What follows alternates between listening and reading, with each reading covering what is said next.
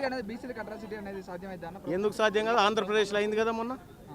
ఆంధ్రప్రదేశ్లో మొన్న సాధ్యమైంది, ఇప్పుడు ఎందుకు కాదు? అన్న మీకు చట్టాల మీద గౌరవం లేదంటే డీసీపీ అన్నాడు ఒక ఛానల్ తో మాట్లాడుతూ, హత్యా నేరం ఎట్లా మోపాలి పోస్ట్ మార్టం రిపోర్ట్ రాకముందుకే వీళ్ళకి అవగాహన ఉందా గౌరవం ఉందా అంటున్నారు. మరి ఆ సన్నాసికి నేను చెప్తా ఉన్నాను ఇక్కడి నుంచి, పోస్ట్ మార్టం రిపోర్ట్ రాకముందుకే ఎట్లా పెట్టాలన్నాడు కదా. మరి వాళ్ళకు మెడికల్ రిపోర్ట్ రాకముందుకే రెడ్లు ఇచ్చిన కంప్లైంట్ మీద ఎట్లా బుక్ చేసిండట హత్యాయత్నం నేరం. చట్టాలు ఆయనకే తెలుసు అనుకుంటున్నాయో యువతలను కూడా తెలుసు. అంటే ఒకటి, ఖమ్మంలో క్లియర్గా పేదవాళ్ళకు సంబంధించిన భూదాన్ భూములకు ప్రభుత్వానికి సంబంధం లేదు. ఇది భూదాన్ యజ్ఞ బోర్డు యాక్ట్ 1950 సెక్షన్ 14లో క్లియర్గా ఉంది. భూదాన్ భూములకు ప్రభుత్వానికి సంబంధం లేదు. అక్కడ వారెవరికి జరగాలి? భూదాన్ భూములకు జరగాలి, భూదాన్ బోర్డుకు ఆక్రమించుకున్న వాళ్ళకి మధ్య జరగాలి. దొంగతనంగా ప్రభుత్వం వెంటనే ఆ భూములు కొల్లగొడుతుంది.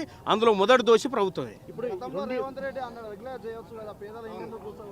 రేవంత్ రెడ్డి నోరాపేండ తట్టనా అది. ఇప్పటికీ రెండు విషయాల మీద ఎలాంటి స్పందన లేదు రేవంత్ రెడ్డి. ఒక రాష్ట్రానికి ముఖ్యమంత్రి అయ్యింది, ఆయనకు కావాల్సింది వేరే. ఆయనకు అంత సినిమా లేదు, సీను లేదు, అతనికి దాని పట్ల అవగాహన లేదు. అతనికి ఉన్నదల్లా అతని దగ్గర ఉన్నటువంటి అతని దగ్గర ఉన్న 7 శాఖలే.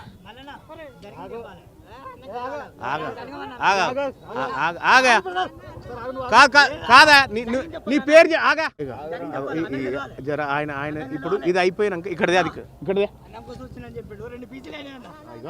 అయితే ఇక్కడ ఇక ఇక్కడ ఆయనతో తీసుకో మాట్లాడని వాళ్ళంతా గౌరవంగా అడుగుతా ఉంటే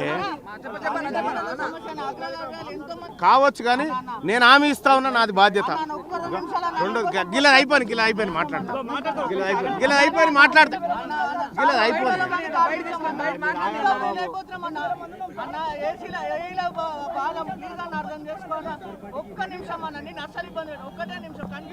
ఏం చేయాలి?